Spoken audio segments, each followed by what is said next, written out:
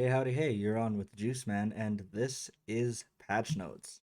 Now, let's just jump straight into it. First time doing Patch Notes video, because I am now officially a community contributor. So it's pretty sweet that I get to do one of these. So let's just dive straight in. This is the February update, the Fortes Fortuna Aduivit. I can't. We're off to a great start. Maintenance times, nobody care. Some people care. I don't. Captains, the first update of 2022 is around the corner. Solid batch of new content, including ships of all sorts and colors, awaits you. Let's check it out.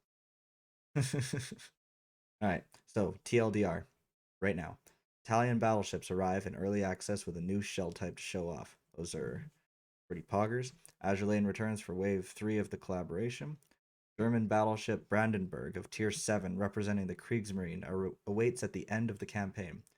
Cross-platform divisions and friend list, plus 3 new maps. Dual ranked. 5 seasons of 1v1 fights. Super excited about that. The first aircraft carrier rolls into the Bureau alongside HMS Minotaur. Permanent cost decrease for some Tier 6 premium ships. Lunar New Year celebrations bring some fascinating content, and that's not even everything. Before proceeding, let's redeem 6VQN3EPSVH. Boom. 3 camos and a crate. So we've got, I'm just going to TLDR the rest of this basically. Italian battleships are in early access. The guarantee system is active. A ship drops at least once per 20 containers. So what would that be, like 80 max to get all of the early access ships? Tier 3, we got Dante Alighieri. Tier 4, we got the Conte di Cavour. Tier 5, Andrea Doria. Tier 6, Francesco Caracciolo. And at Tier 7, the Vittorio Veneto. I'm pretty sure is same class as Roma and Littorio. Not 100% sure though. Now, the new line brings a new mechanic, semi armor piercing or SAP secondary shells. So, not in the main battery, in the secondaries, which is definitely super interesting. And the Italian premiums going on sale. The Gorsia is coming, and Roma is coming back for 750,000 global. Now, Azure Lane returns with Wave 3. This right here, this is the big part of the update for me. This is what I'm super excited. So I'm just going to go through this whole thing. The wait is over. Reinforcements are here. The new update brings the third wave of our collaboration with Azure Lane. Available from February 7th, mark the date. This time, the content batch includes 6 commanders with unique voiceovers, I wouldn't expect any less, 3 ships, and the same number of skins, plus a couple of all new flags. I'm super pumped because I want the big bundle. The commanders are available both standalone and through special crates. Commander range includes, for Eagle Union, we've got Montpellier. Sakura Empire, we've got Azuma, Shokaku, and Yukikaze. So finally getting a destroyer commander. Northern Parliament, we've got the Aurora, and the Sardenga Empire is Littorio. The ships and skins are connected to the same characters, so we've got the Cleveland class Montpellier, Yukikaze, and Aurora, and the skins are presented by Azuma, Shokaku, and Littorio. Montpellier, Yukikaze, and Aurora are new premium ships that get the skins, and then Azuma, Shokaku, and Littorio are the 3 that go on like existing ships. Littorio skin goes on Roma though. Importantly, 2 ships are different from their prototypes. Montpellier turns quicker but shoots slower than Cleveland, which is what Cleveland should do in the first place. AL Yukikaze differs quite a bit by betting on her main guns. They traverse and reload faster, while her torpedoes have increased range but are slower and easier to spot. Gunboat, Yukikaze, let's get this bread, gamers. All things Aurora are available through a dedicated free bundle that includes the ship with the Northern Parliament flag and a special mission that offers the commander herself as a reward. Well, that's epic. Cover the newest part of collaboration in detail in an upcoming blog post. I'm looking forward to reading that blog post. I'm super excited about Wave 3 though. I'm probably gonna take out Montpellier first, and then Aurora, and then I gotta get my Roma back because I pawned it a little while ago. We've got the Pride of Prussia campaign. The headliner of our latest campaign, Tier 7 premium battleship Brandenburg. kind of like a Bismarck class, but with Odin guns on it. That's pretty cool. 100 milestones, 5 weeks with catch-up mechanics. You can grind it all out right at the end. Here's all the stuff you can get from it. You can pause if you actually want to read that. The only things in here I really care about is we're getting 750 doubloons, 3 insignias, 3 commendations, which is huge from a campaign, and the Brandenburg, 4 Italian battleship big crates, 9 regular ones, 69. And this is a big one, cross-platform divisions and friend list finally coming. You no longer need to persuade your friend which console is superior just because you want them to play with you. We're introducing cross-platform divisions. And of course, friends lists. Those are going to work exactly the same way as they currently do, but just make your friends from the other side eligible to add you so you can play together. Please note that this feature does not cover mobile devices while that version of the game is in the testing phase. Keep an eye on our blog to stay tuned. Now, pretty much exactly how I predicted it was going to be implemented, having like a dedicated friends list within the game instead of trying to get compatibility across consoles. I'm super looking forward to cross-platform divisions to the point where like I have a PlayStation account aside from my main account that has almost 1,000 battles on it. I've got some friends over there too. So cross-platform divisions, that's huge. Dueling in ranked 1v1, no carriers, 5 seasons with the ship tiers ascending each season from 3 to 7. That is huge. Great prizes, including steel. That's all. Get out there and prove you're the best duelist. I cannot wait for 1v1 ranked. That's going to be so much fun. The ship type matching will allow for any combinations, so you can absolutely get matched in a cruiser against a battleship or a destroyer. You can either try to maximize your ship's built-in proficiency and make sure you're always on top with a disadvantaged type, or go for balanced survival build that might have some answers for all comers. So, basically, it kind of sounds like if you take a battleship into 1v1 ranked, you could absolutely face a destroyer or a cruiser, or if you play a cruiser, you could face battleship, destroyer, face cruiser. Honestly, I'm probably just going to run cruisers for that and definitely do okay. Now, the double bureau reshuffle. The Minotaur is going into the bureau like we all knew it was going to, but if you already got it from the campaign and you do the bureau project, it's 50 million credits.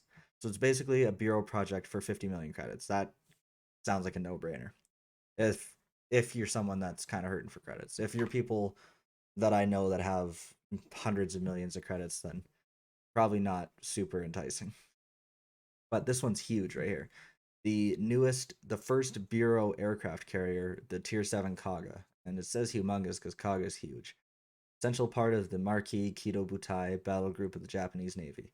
With her bigger squadron, she's certainly worth a try if you want to try to fill the skies with aircraft. Now, Kaga's gimmick on PC is having absolutely massive squadrons, so I'm really looking forward to see how she performs on Legends. Honestly, I think Kaga might be a clear sky printer, like giving out clear skies, but she has enough aircraft to not really get deplaned handing out clear skies. I'm looking forward to that for sure. Both the Holiday Bureau and Dragonfleet projects are getting depreciated. That's like keep that in mind. That's big. Make sure you guys go into your bureau and at least just start them for 10 seconds so you don't lose them. Now, for Lunar New Year, the Year of the Tiger is here, and to honor the noble symbol of the turning calendar, we're introducing 2 themed skins: the Courage skin for the Lo Yang and the Fury skin for the Huanji, Huanji, Huang, Huang. I don't actually know. Huang is a new Pan Asian ship. I'm not even gonna ask how to pronounce that. I'm definitely pronouncing it wrong. That's okay. I'll figure it out. Dragon, of course, represents the tiger, and he sends yellow and blue dragons as a sign of his appreciation. Well, that's kind of cool. Probably need something to use the skin with, so it's time to prepare for Lo Yang arriving for global XP, which is kind of surprising because that campaign was like 2 updates ago. But I digress. New ships of the update. We got Huang, Pan Asian Tier 5 premium cruiser with smoke, torpedo reload booster. Hold up. Hold up. Torpedo reload booster. For real? A couple of other consumables to choose from. Now she represents the only option to try out the higher tier Pan Asian cruiser. Oh, to try out a higher tier Pan Asian. That's tier 5. That's not higher tier. Ship is truly flexible, eh? Torpedo reload booster, defensive AA, smoke sonar. Actually, that sounds kind of pog. I'm definitely gonna I'm definitely gonna showcase that. In the Gorsia, an Italian tier 6 heavy cruiser of the Zara class. Boring. I didn't like the Zara. Gorsia boasts pretty good armor due to the Washington Navy Treaty limitations. She lacks torpedo armament but has access to exhaust smoke or defensive AA fire, sonar, and catapult fighter. Makes her very versatile countercruiser or to a lesser extent an anti-air pick. Hmm. Both ships get a 2XL bundle. Okay.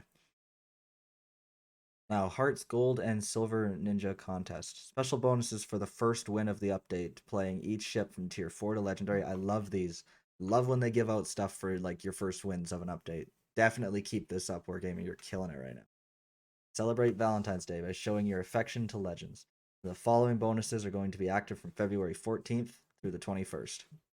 Your 4 ships, 2 of those Region Marino camos. And for those of you that don't know, if you weren't playing the game a little over a year ago, like right around the time when the Roma campaign happened. Now that I think about it, that was like a year and a half ago. It would have been July of 2020, like a long time ago, was the Roma campaign. It's no, it was Wichita, then Odin, then Roma, right? So August maybe. I'm getting myself confused. Anywho, the Region Marina camos when those came out, absolutely huge. Like they're so pretty on just about any ship. Like I have a few ships with permanent camos of the Region Marina camo. Definitely make it permanent on as many ships as you like. It's just a really nice looking camo. Tier 5 ships, 1000 global XP, that's nice. Tier 6 ships, you can get an Italian battleship crate, that's pretty cool. Tier 7 ships, a promotion order. Then legendary ships, winter big crates. Honestly, Tier 7's promotion orders, that's pretty cool. Help you guys level up some of your commanders.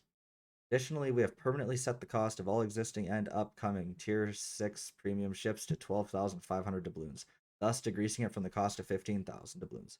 Was in place for some earlier release ships. The compensation for acquiring a duplicate was set to 18,750,000 credits. So that went down. The ships are getting cheaper. Lots of people that actually paid the 15,000 doubloons are probably going to complain about that, but doesn't matter. So for the USA, Atlanta, Boise, and Kidd are getting a decrease in cost. Ashitaka is getting a decrease. Scharnhorst is getting a decrease. Laterral and Charlemagne. One more thing to keep an eye on is the Silver Ninja contest starting February 7th. Send us your best screenshots from this update for a chance to win a ship of your choice from a selected list and a boatload of credits, with patches and a special flag for all participants. We will select 5 winners with your help, 1 overall winner and 1 winner for each ship type category. Now that's kind of pog.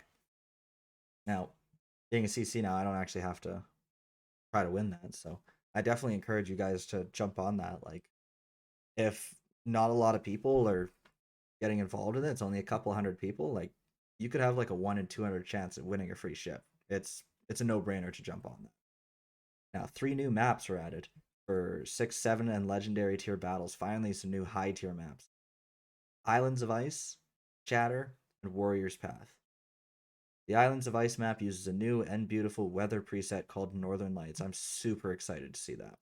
Moreover, domination scenarios were added for Greece and Hotspot, both for AI and standard battles. Now we got some balance changes. First and foremost, the Worcester is getting a buff. As they straight up say, didn't feel up to par with what the Cleveland could achieve. So, main battery from 6 seconds to 4.6, fire chance from 10 to 12%, HE penetration from 25 to 30%. That's big. Turning circle 10 meters knocked off. Radar reload time down from 3 minutes to 2 minutes. And the shell grouping increased by 2.5%. Those are the raw values for the HE shells penetration to 25 to 30%, which must be greater than the armor you're hitting by 1 millimeter to penetrate. It means that the Worcester is now able to effectively penetrate 29 millimeters of armor with her HE shells. So that is a huge buff for the Worcester. Now we're on to the Alaska. Alaska is Alaska got a pretty big bump not too long ago, like a couple months ago, whatever. But during Arena, everyone took out Alaska and was way too good with it, and now it's getting nerfed. So shell dispersion circle increased to about 12% on average. AP shell armor piercing decreased by 0.5%. It's not much, but everybody just absolutely killed it with the Alaskan arena. But shell grouping got a 2.5% increase. Now this one's pretty pog. The York is getting a buff. The York's reload is getting dropped from 12 to 10 seconds. The AP shell maximum damage is going up from 5,500 to 6,000. York is that's actually a really big buff for York. That's pretty similar to what the Hipper and the Baltimore got done to them. That's huge. I'm definitely, definitely going to be taking out the York quite a bit. Now, I've always said the York wasn't a bad ship. I've always liked the York. It was my first tier 6. It was actually an enjoyable grind. But now that it's got a buff, I feel like we're going to be seeing a lot more. Now, this one's going to be upsetting for a lot of people. But the Stalingrad is getting bonked. So, AP alpha damage from 8,500 down to 8,000. And it now burns 15 seconds longer. Instead of burning 30 seconds, it burns 45 seconds now. Rip Stalingrad. It's not that big of a nerf, but it definitely needed to be done. Now, for aircraft carriers, increased delay after attack for all dive bombers by 1 second, and decreased attack cooldown for dive bombers by 1 second. So players have more time to observe the results of their bombing run. The cooldown for the attack itself. That's just a pretty minor tweak. Bug fixes.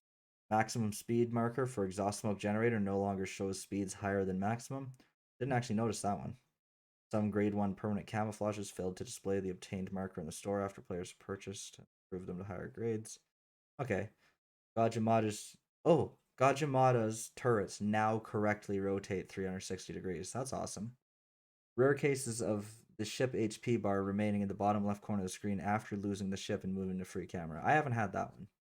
The guises and show commanders bio buttons have been swapped in the menu for consistency. That is good to know.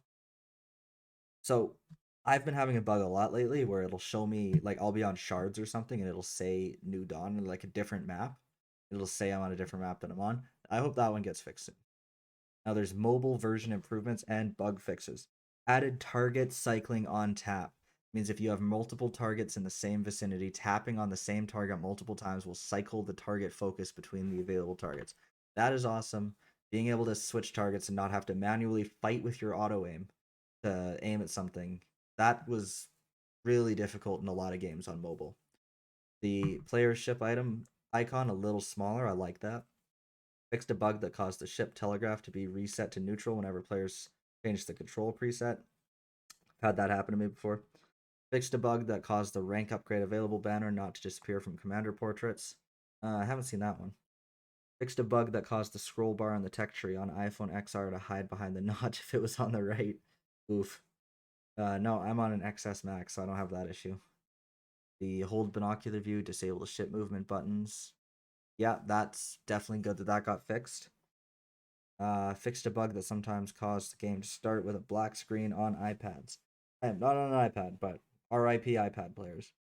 Changed main combat camera so the player's ship occupies a little less space. That's good, I like that.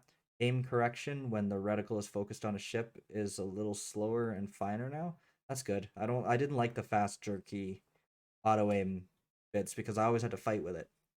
Finger snapping to move the camera quickly works in a more linear fashion now. That's awesome. HUD elements are a little smaller to obstruct the view less. Now, I was okay with them being kind of big because they were slightly transparent as well, but if there's a preset to change the size of it, I'm happy. Drag circles instead of buttons control preset is now the default one. See, I don't know about that. I think I'll keep the buttons. Chip marker hitbox is a little bigger now, so setting focus on them is easier. Cool. Enjoy the new content and turn the tide. Wow, we really went on for quite a while. It took me a whole 20 minutes to read the patch notes. But for any of you guys that actually watched through it and made it to the end, thank you guys for watching. I will catch you in the next one, and I'll see you on update day. Peace.